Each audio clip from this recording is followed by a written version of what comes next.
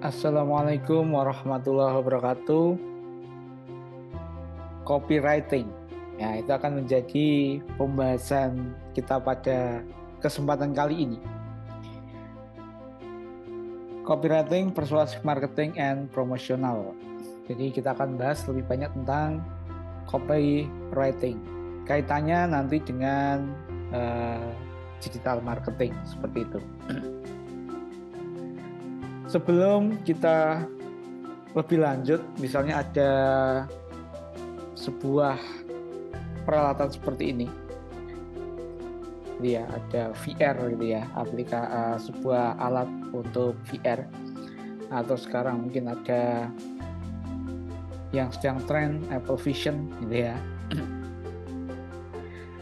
Kemudian produk ini adalah produk dari sebuah perusahaan, gitu ya, perusahaan X seperti itu. Kemudian penjual, orang yang jual dimanapun itu berarti mereka reseller, gitu ya, atau mengambil produknya dari satu pabrik yang sama. Sehingga apa gitu ya? Jika ada sebuah case produknya sama semua karena dibuat oleh sebuah produk X. Harga belinya sama. Jadi mereka membeli dengan harga X. Mungkin juga aturan ada sebuah kebijakan bahwa tidak boleh menjual di bawah harga sekian. Target pasarnya sama, gitu ya. Karena orang-orang dengan segmentasi seperti ini. Demografinya mungkin beda, kan tergantung negara dan seterusnya. Tetapi dalam satu wilayah yang sama itu memungkinkan ada lebih dari satu, atau kita memiliki target pasar yang sama. Strateginya bisa beda, offline, online, tapi juga mungkin kebanyakan sama, karena produk seperti ini mungkin strateginya juga kurang lebih sama.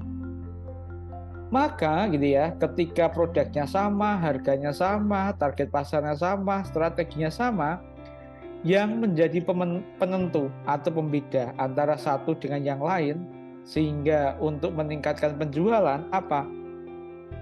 Kuncinya adalah di copywriting. Bagaimana menyusun sebuah copywriting yang bisa menyentuh target pasar, sehingga nanti titik baliknya akan memilih dengan copywriting terbaik atau strategi pemasaran yang emosional tadi. Oke, kalau secara pengertian ya dari American Write and Artist Institute, jadi copywriting itu sebuah proses penulisan persuasif marketing gitu ya, bahasa marketing atau strategi marketing dan promosi untuk memotivasi.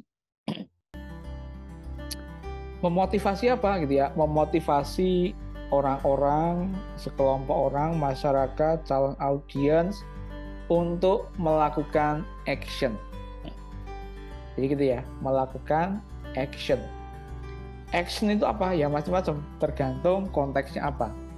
Action itu bisa melakukan pembelian, action itu bisa melakukan kalau sosial media subscribe, like, follow, gitu ya, komen, gitu ya. Atau bisa mengisi data, form, atau bisa melakukan chat, atau melakukan konsultasi, atau apapun. Jadi yang harus ada action, aksi, timbal balik dari konsumen atau customer atau si user. Jadi nggak cuma melihat pasif gitu ya, tapi harus persuasif. Jadi bukan pasif marketing, tapi persuasif marketing. Kemudian copywriting itu memajukan dua hal. Yang pertama adalah struktur tulisan. Jadi melakukan manipulasi kata gitu ya, atau melakukan penulisan dengan struktur-struktur tertentu atau dengan formula-formula tertentu. Dan yang poin kedua adalah psikologi pembaca. Jadi tulisan ini tidak hanya sekedar terlihat oleh mata, tapi bagaimana bisa menyentuh hati. gitu ya, atau menyentuh psikologi dari si pembaca. Jadi konsepnya seperti itu.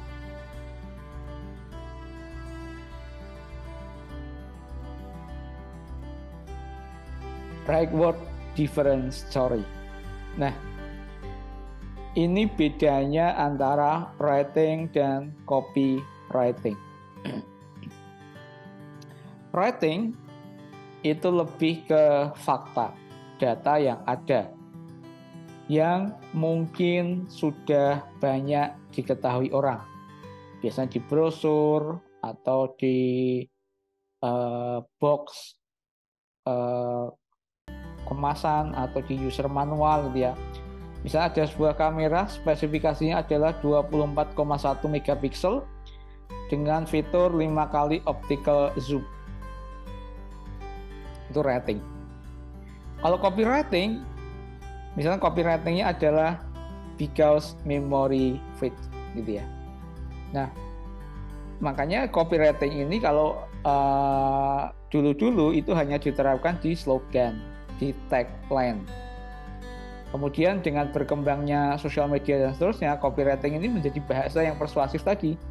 Jadi nggak hanya di tagline sebuah perusahaan, sebuah brand, nggak hanya sebuah slogan, tapi masuk ke caption gitu ya, ke bahasa penulisan di websitenya, terutama dengan landing page gitu ya, sehingga menjadi lebih menarik, lebih menyentuh tadi ya, emosional dari calon customer. Oke, kemudian contohnya untuk writing home fitness ya, hanya sekian. Kalau copywritingnya you could always buy another takeaways. Ya, misalnya seperti itu.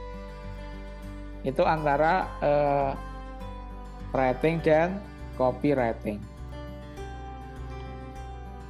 Ini juga ada contoh lagi, writingnya adalah fresh potato gitu ya.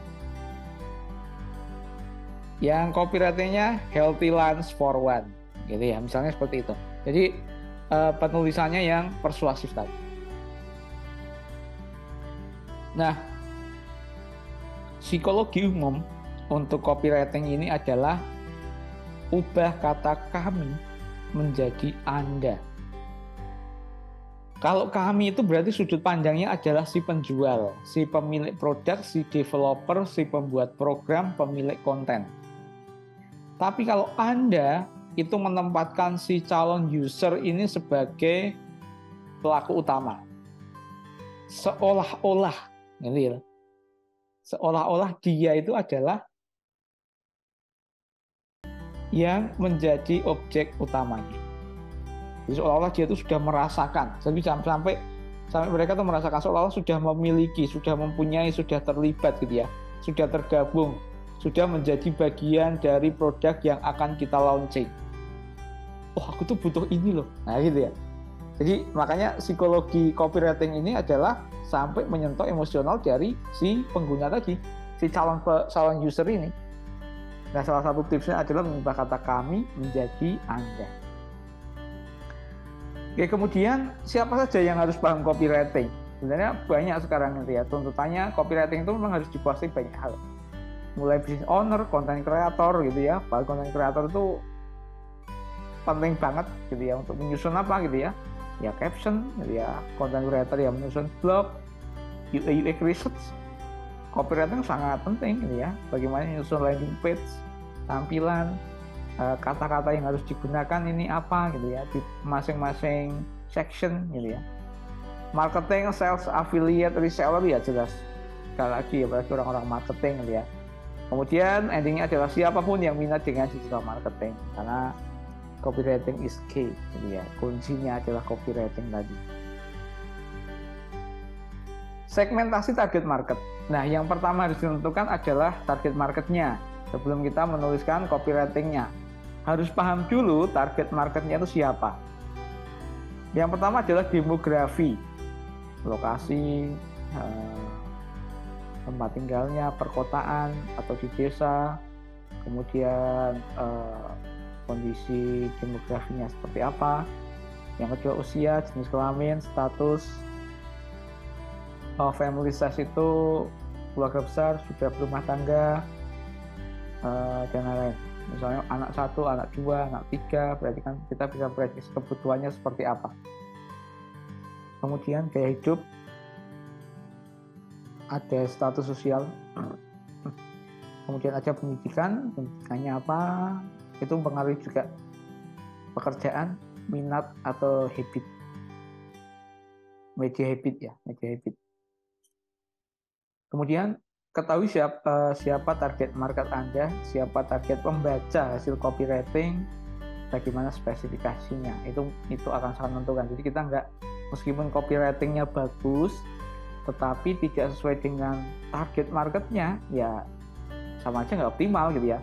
Makanya yang paling penting itu adalah segmentasi market, itu menjadi poin utama untuk mensukseskan copywriting, biar goals-nya itu bisa tercapai.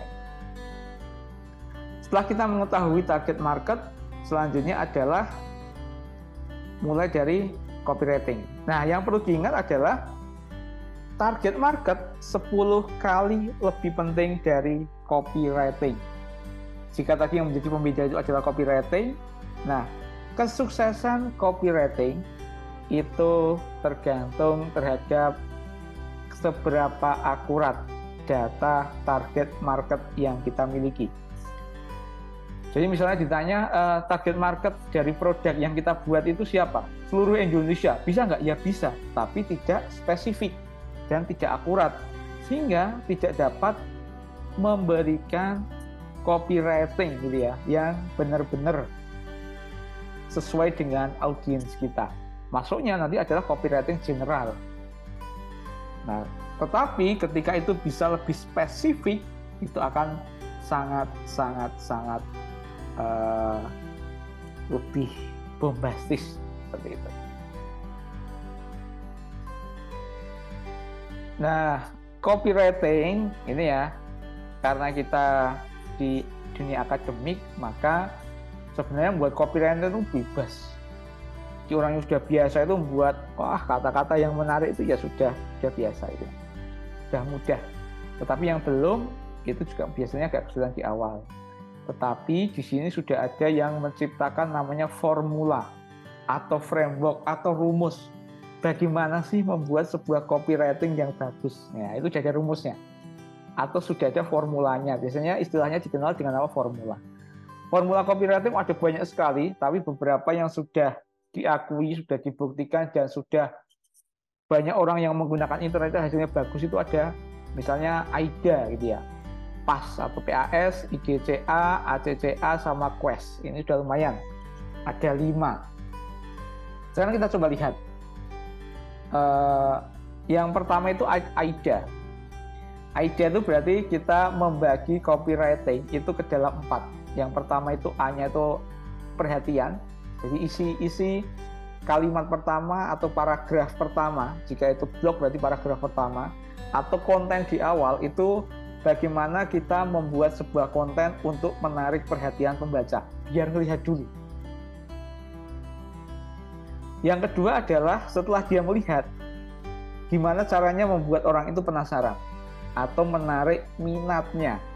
Jadi ya.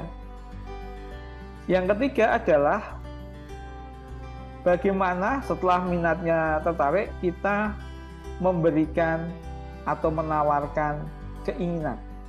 Jadi menawarkan solusi atas keinginan yang ada pada orang itu. Dan terakhir adalah action. Tadi ya. Jadi copywriting itu goals-nya adalah orang yang melakukan action. Nah, untuk menarik perhatian, minat, dan keinginan, maka kita harus tahu apa? Demografi, segmentasi marketnya seperti apa, demografi dan seterusnya, spesifik tadi. Makanya target marketnya harus tepat.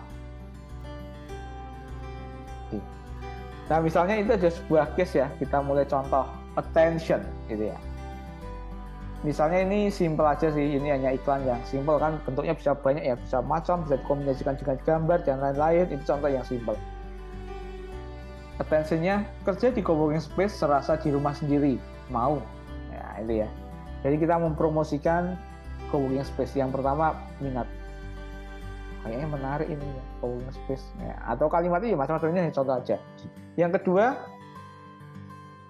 ruang pribadi kedap suara, wifi super cepat, free coffee, dan snack sepuasnya. Menarik minat, memancing rasa penasaran. Fiturnya ini menarik ini ya. Wifi, free cafe, snack. Kemudian yang ketiga, kita berikan dengan biaya terjangkau. Jadikan harimu lebih produktif dengan coworking space terbaik, ternyaman, dan strategis. Dari sini kita tarik nih untuk melakukan tindakan. Yuk pilih planmu sekarang juga. Nah, di bawah ada pilihan nih. Plan A, plan B, plan C. Plan A itu paket 2 jam. Gitu ya. 1 hari, langganan 1 minggu, langganan 1 bulan. Klik yang mana. Nah, ada pilihan seperti itu. Jadi kalau diimplementasikan kan ini bisa diimplementasikan ke sosial media, diimplementasikan ke landing page, atau diimplementasikan ke yang lain. Jadi kalau offline ya ke brosur gitu ya, ke brosur atau ke mana. Dengan model-model iklan seperti ini. Ini kalau AIDA. Kemudian kita lihat yang kedua yaitu PAS. PAS itu dimulai dengan masalah, problem.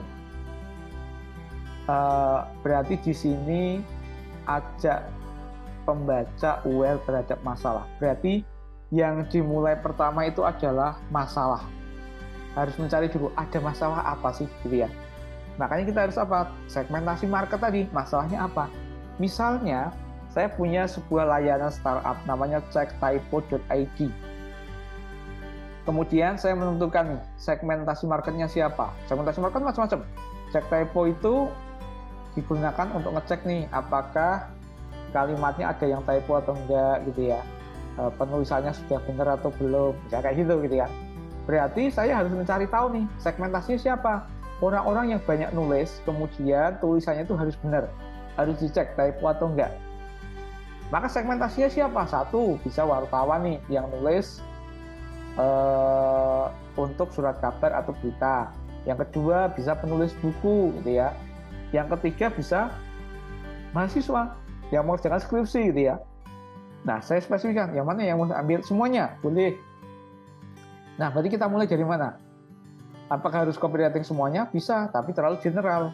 Kita coba yang lebih spesifik. Kita ambil satu dulu, dengan target market adalah mahasiswa. Nah, misalnya gitu ya. Oke, masalahnya apa? Gitu. Masalahnya kan ada banyak, mahasiswa punya banyak masalah nih berkaitan itu.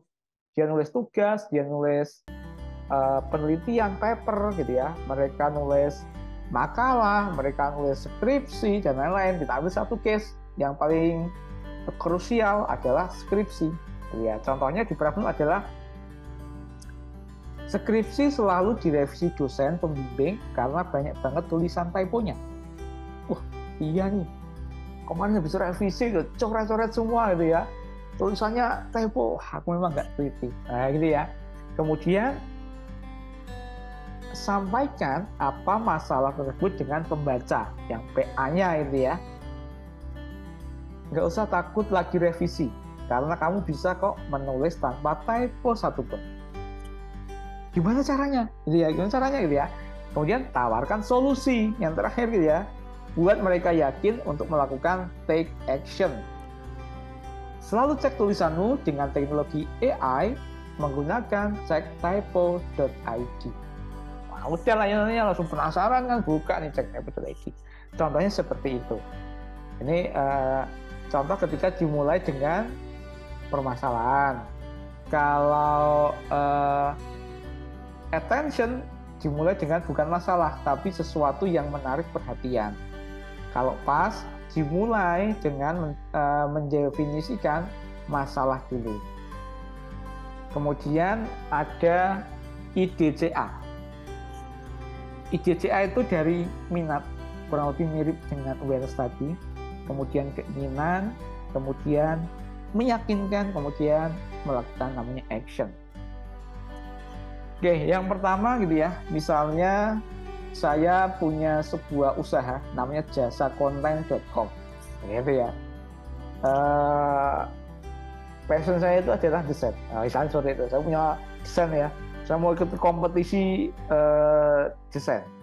Kemudian skill saya desain, kemudian saya membuat sebuah landing page, saya buatkan domain jasakonten.com. Nah, kemudian saya ingin membuat sebuah copywriting menggunakan formula IJCA. Ya, contohnya, kita mulai dengan sesuatu yang menarik minat dan memancing rasa penasaran dari audiens. Contohnya, pengen bikin konten sosial media, tapi bingung mau konten tentang apa. Wah, ini banyak banget gitu kan. Punya toko online, punya sosial media, tapi sosial medianya tidak aktif gitu ya. Karena apa? Kesibukan terhadap barang dan sebagainya, sehingga tidak sempat untuk mikir mengelola sosial medianya, apalagi memikirkan kontennya tentang apa. Kemudian kita tawarkan nih jawaban solusi dari yang bikin pembaca itu, ini bener ya, aku sepertinya butuh ini loh yang gue cari gitu ya. Oke, yang kedua adalah contohnya gini, gimana kalau ada satu asisten yang bisa bantu kamu untuk semuanya, mulai dari nyari ide, planner konten, sampai bikin desainnya. Jadi kita menawarkan layanan yang all in one, gitu ya, semua. Jadi taunya beres, kontennya terupdate di sosial medianya. Kita tambahkan gitu ya, untuk meyakinkan gitu ya, agar apa? Pembaca mau melakukan take action. Nggak perlu biaya mahal, bisa revisi sepuasnya, kamu bisa berhenti langganan kapan aja. Satu solusi untuk semua masalah. Wah, ya agak diperbulan dikit ya, nggak apa-apa gitu. Oke, kemudian terakhir adalah action. Action itu adalah tadi ya, mengarahkan tindakan. Kalau di atasnya tadi meyakinkan, kalau bawahnya adalah arahkan pembaca untuk mengambil tindakan sesuai dengan yang kita harapkan. Goals-nya kita apa? Kita inginnya di sana itu ngapain sih di website landing page jasakonten.com? Apakah chat WA? Apakah langsung register? Atau apa? Jadi ya terserah dia. Misalnya, pelajari jasakonten.com lebih lanjut, pelajari jasakonten.com lebih lanjut dan pilih paket yang paling sesuai untukmu. Nah, ini ya. Jadi goals-nya itu apa? Suruh mengunjungi websitenya jasakonten.com. Itu aja. Karena kita ini untuk nyari apa? Nyari awareness.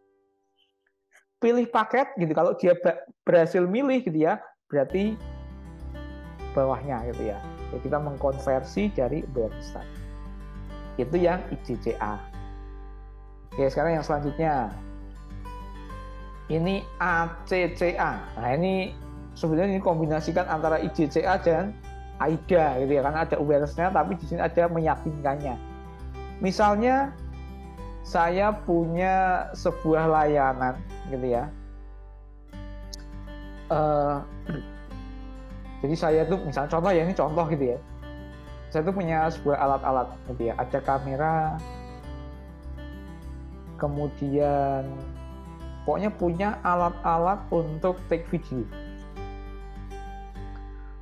Biasanya gitu ya, saya itu menggunakan take video ini untuk jasa ini manten atau pernikahan, misalnya gitu ya. Kemudian dengan strategi growth hacking, saya ingin mengembangkan nih. Jadi bukan hanya pernikahan, saya ingin mengembangkan bisnisnya. Kira-kira bisa dioptimalkan apa saja gitu ya dengan alat-alat yang ada. Saya mau ngambil segmen yang lain, segmentasi market yang lain. Jadi kita tetapkan tadi segmentasi market. Oh, segmentasi marketnya ternyata nggak cuma orang-orang yang pernikahan. Saya mau membidik ternyata yang tren sekarang itu adalah orang-orang yang berminat menjadi YouTuber. Wah, gitu ya. Jadi banyak banget nih orang punya YouTuber. Permasalahannya adalah mereka nggak punya alat.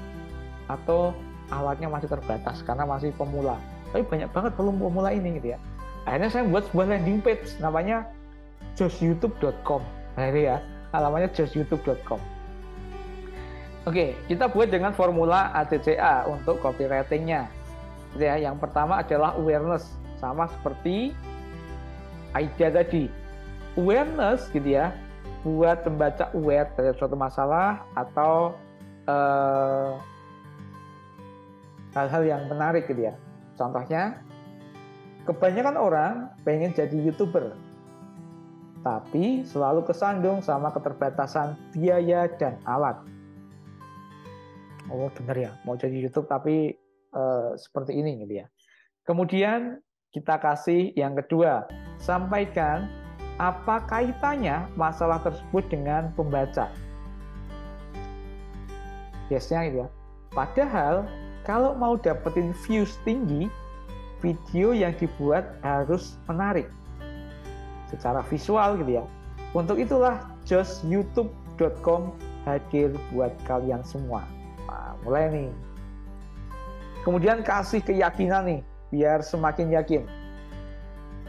Nggak cuma menyediakan alat yang canggih, yang bisa kamu sewa dengan biaya terjangkau, kamu juga bisa manfaatin jasa videografi dan video editing.